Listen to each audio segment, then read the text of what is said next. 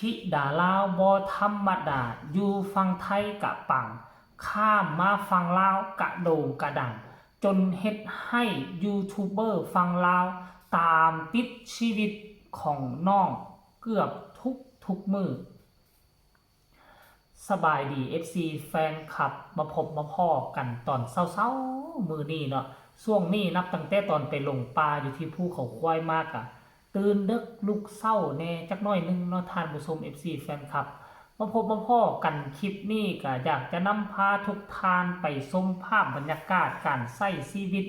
อยู่บ้านนอกคอกนาพ้นยานางของศิลปินโด่งดังทางฝั่งลาวนั่นก็คือน้องธิดาลาวศรีวิไลนั่นเองเนาะหลายคนก็ว่าโอ้ยน้องกลับไปอยู่บ้านนี่คงสิบ่มีผู้ใดไปถ่ายคงสิบ่มีผู้ใดไปติดตามการเคลื่อนไหวของน้องเป็นตาเป็นห่วงเด้กระแสของน้องจะตกเด้มันบ่แม่นนั่นได้ท่านผู้ชมกระแสของน้องบ่มีตกได้อยู่ทางฝั่งลาวคนลาวนี่หลายคนเที่ยวไปลิ้นเที่ยวไปหาน้องอยู่ที่ทางพ้นยานางบางคนก็เฮ็ดคลิปบางคนก็เฮ็ดข่าวบางกลุ่มก็ไปละล่าบ่ได้เฮ็ดคลิปบ่ได้เฮ็ดข่าวบ่ได้เป็นยูทูบเบอร์บ่ได้เป็นครีเอเตอร์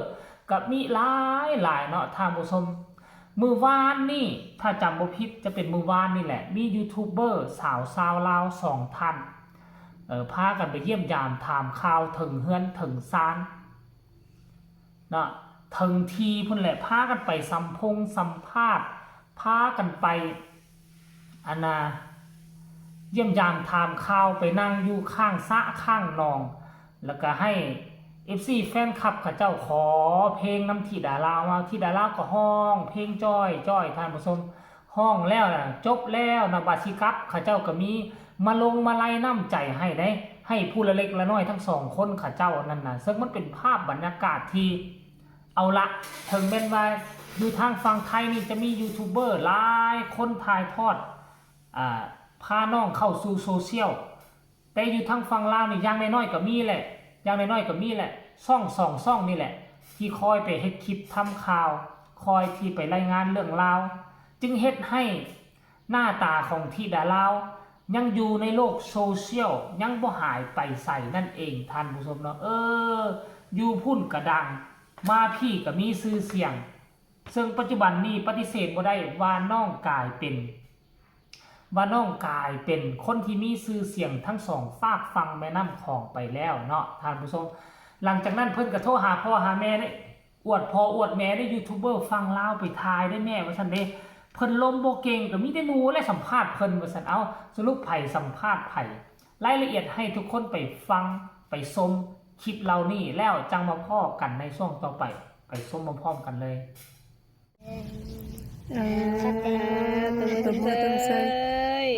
มว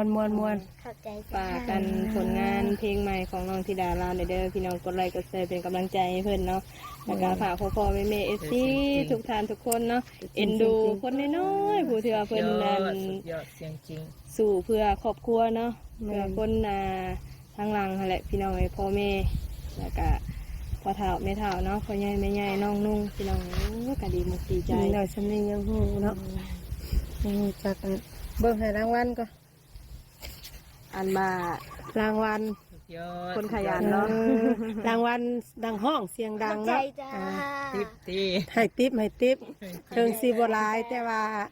จะเป็นน้ำจิตน้ำใจเนาะโดยมาหาหนูก็ดีใจแล้วจ้าเป็นบัตรเติมเงินเติมยังอะไรเนาะแม่นบอกเพราะอะไรไปว่าบาเลนเซอร์มาหาอีกเด้เนาะสร้างสแก้วก็เลยให้ติ๊บเพิ่นก็ได้ให้ค่าตัวแทนเสือนะแม่เห็นคอนเทนต์เนาะก็ได้ค่าตัวแดนเซอร์เพิ่นเอาอีละน้ำใจคือกันได้ละเด้อใจแท้ทางเสียงสดพี่น้องเลยเนาะใจให้น้องเพิ่นพอได้มีกำลังใจสู้อีกหน่อยละเนาะ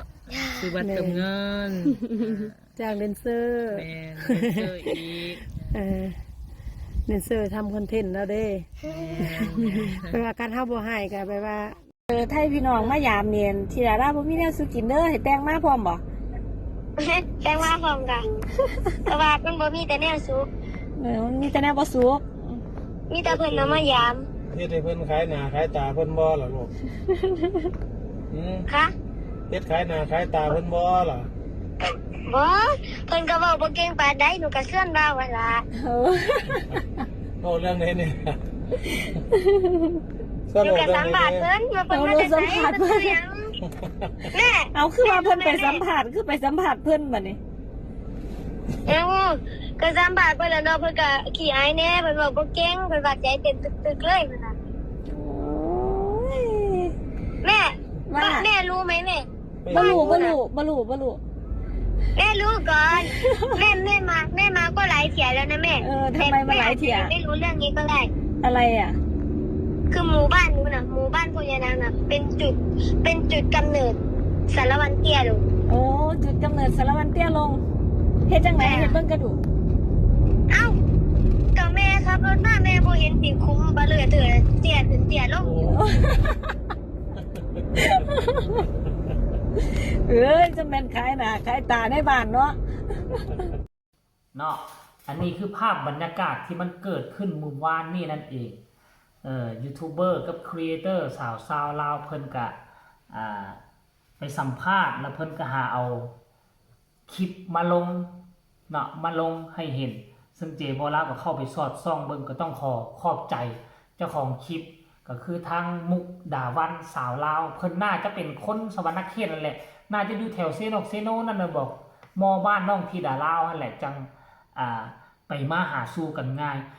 นี่ก็บ่เป็นครั้งแรกเลยนี่เป็นครั้งที่2แล้วที่เห็นทั้งมุกดาวันเพิ่นไปถ่ายก็ถือว่าเป็นการดีนะเป็นการดีน้องก็มีชื่อเสียงช่องใดเฮ็ดคลิปทำข่าวที่ไปถ่ายท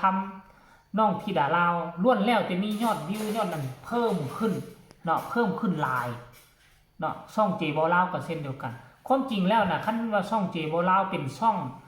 เฮ็ดคลิปทำข่าวเกี่ยวกับเพลงเกี่ยวกับหมอลำมาแต่ต้นนี่ยอดวิวแฮงจะหลายกว่านี้อันนี้ช่องของเจบ่ลาวนี่เฮ็ดแต่ก่อนเฮ็ดเป็นคลิปหาปูหาปลานอนปลาแบบนี้นะและต่อมาก็เฮ็ดเป็นเกี่ยวกับท่องเที่ยวเปลี่ยนไปเรื่อยๆแล้วต่อมาเห็นอุ้งอิงเพชรบ้านแพงก็เป็นตาฮักเป็นตาแพงแท้ชมมาเกือบปีแล้วนะส้มติดตามมาเกือบปีอดใจบ่ได้ก็เลยเปลี่ยนมาเฮ็ดคลิปเฮ็ดข่าวหมอลำหั่นน่ะพอ DNA ช่องมันบ่ได้เป็นแนวทางหมอลำมาแต่ต้นมันก็เลยเฮ็ดให้ระบบมันบ่ค่อยดังปานใดเนาะยอดวิวก็เลยบ่ค่อยขึ้นนะท่านผู้ชมบางครั้งก็คิดอยู่ได้ว่าโอ้สิเฮ็ดสร้างช่องใหม่ขึ้นมาเฮ็ดเกี่ยวกับอันน่ะหมอลำนี่โดยกงหรือบ่เนาะก็คิดแบบซี่อยู่ได้ท่านผู้ชมก็คิดอยู่ได้ว่าสิลองเฮ็ดอยู่อันนี้ก็คือเรื่องราวเศร้ามื้อนี้คลิปแรกก็เอาเรื่องเล่าดีๆเกี่ยวกับน้องธิดาลาวกับยูทูบเบอร์ทั้งฝั่งสวรรณเขตเอามาฝากเอามาต้อนกันเพียงซ้ำนี่ก็แล้วกันเนาะผู้ใดเห็นก็ฝากกดไลค์กดแชร์กดติดตามให้แน่ที่สำคัญจะกดข้ามโฆษณาอยากฝากความคิดฮอดคิดถึงไปหาธิดาลาวก็ฝากมาได้ทางใต้คอมเมนต์สำหรับคลิปนี้สบายดี